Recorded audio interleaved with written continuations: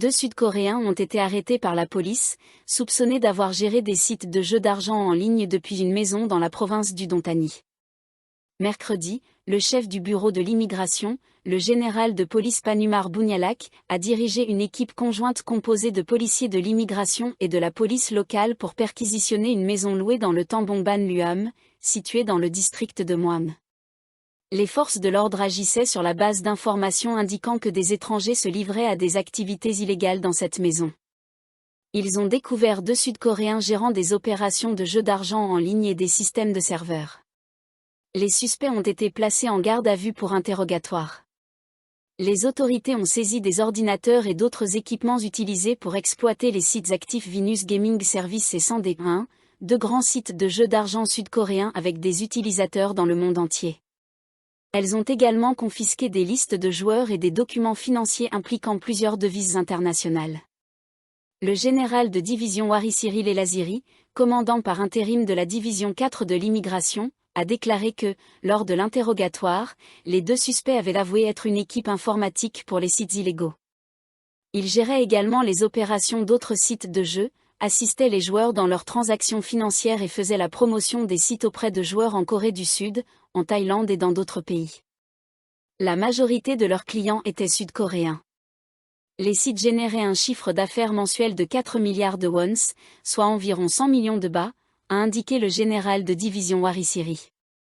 Les 2 suspects étaient entrés en Thaïlande en tant que touristes, puis avaient établi leur base à Udontani. Ils ont reconnu percevoir des salaires mensuels de 80 000 à 100 000 bahts chacun. Ils sont accusés de travailler sans permis en tant qu'étrangers. Tous les objets saisis ainsi que les suspects ont été remis à la police de Muam Udontani pour poursuite judiciaire.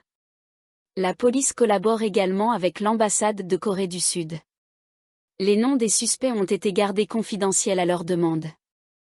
La première ministre Paetongtarn Shinawatra s'adresse aux touristes chinois dans une vidéo assistée par intelligence artificielle, IA, les assurant qu'ils sont en sécurité en Thaïlande et les invitant à célébrer le Nouvel An lunaire dans le pays.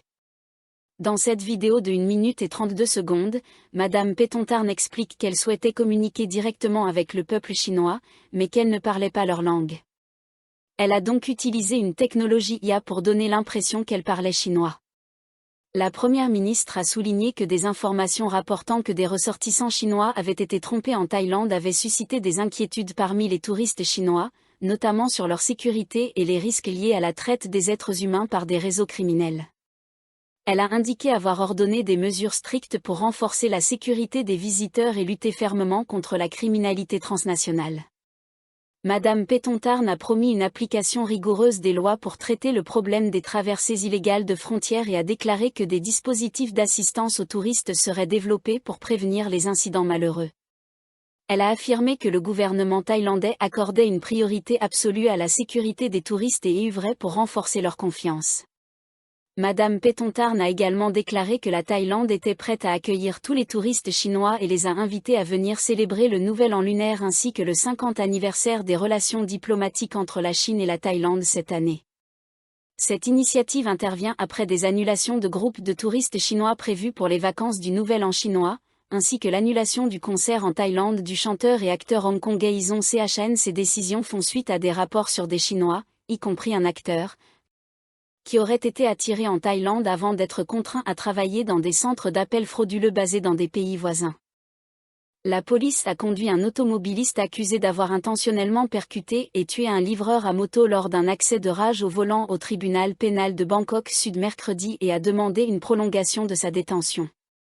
Seresretinamwon, 31 ans, a été escorté depuis le poste de police de Lumpini jusqu'au tribunal.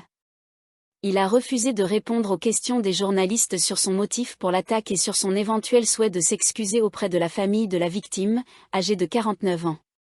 Il a simplement baissé la tête, des larmes coulant sur ses joues. En montant dans un véhicule de police, le suspect gardait la tête baissée et secouait la tête lorsque les journalistes lui ont demandé si la victime l'avait provoqué ou s'il souhaitait dire quelque chose à la famille du défunt. Monsieur Serré a ensuite bénéficié d'une libération provisoire sous caution de 600 000 bahts. Il a été ordonné de porter un bracelet électronique et de ne pas quitter le pays sans autorisation préalable. Toute violation de ces conditions entraînerait la révocation de sa caution. La famille de la victime s'est opposée à sa libération sous caution, tout comme la police. Monsieur Serré, fils d'un propriétaire de magasin de vêtements dans Sukhumvit 7 janvier, a été arrêté après avoir prétendument percuté délibérément la moto du livreur Ritisak Prakup-Tanon sur Sukhumvit Road, dans le district de Watthana à Bangkok, mardi après-midi. Le général de division de police Witawa Shinkam, commandant de la division 5 de la police métropolitaine, a déclaré que 2 chefs d'accusation avaient été initialement retenus contre Monsieur Serré, meurtre prémédité et conduite imprudente ayant causé la mort. Les enquêteurs se sont opposés à sa libération sous caution en raison de la gravité de l'infraction et du risque de fuite, a précisé le chef de la division 5. Lors de son interrogatoire, M. Serré a nié toutes les charges et a déclaré qu'il témoignerait uniquement devant le tribunal. Selon les enquêteurs et les témoignages, il s'agissait d'un incident de rage au volant. Le suspect et le livreur se seraient d'abord disputés près du carrefour Azok avant que la confrontation ne se poursuive jusqu'à Sukhumvit 10. Ritisak aurait placé sa moto devant la voiture de M. Serré pour la forcer à s'arrêter. Il aurait demandé au conducteur de sortir de son véhicule pour discuter des dommages causés à sa moto. Le suspect aurait refusé et tenté de s'éloigner, ce qui aurait conduit le motocycliste à frapper la vitre côté conducteur avec sa main. Monsieur Serré serait alors sorti de son véhicule et aurait attaqué le livreur. Lorsque Ritisak a tenté de fuir, Monsieur Serré aurait poursuivi la moto jusqu'à Sukhumvit 8, où il aurait délibérément percuté le 2 roues avec sa voiture.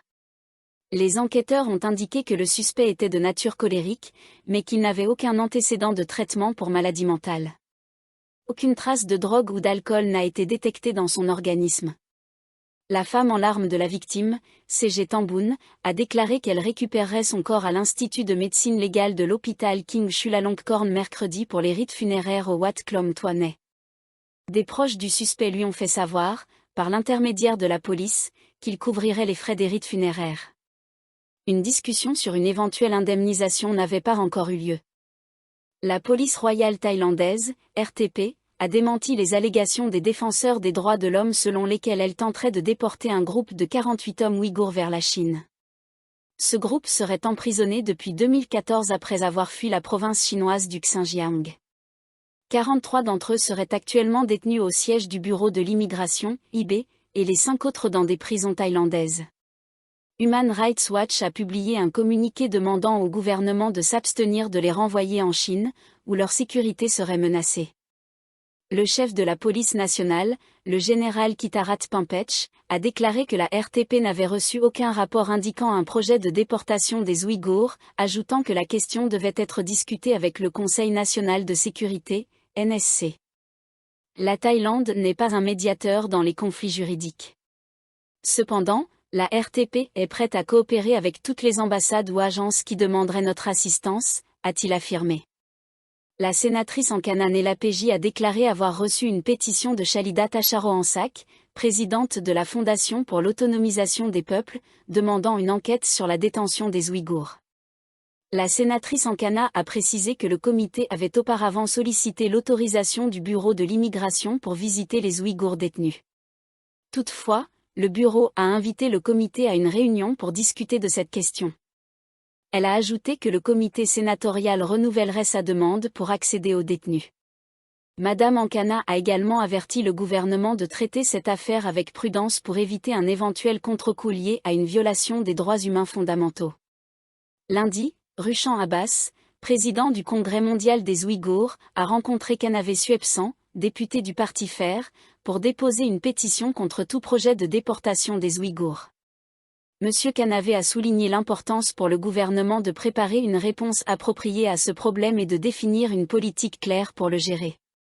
Si le gouvernement optait pour la déportation, il devrait prendre en compte les répercussions diplomatiques, de nombreux pays surveillant de près les questions de droits de l'homme, a-t-il déclaré.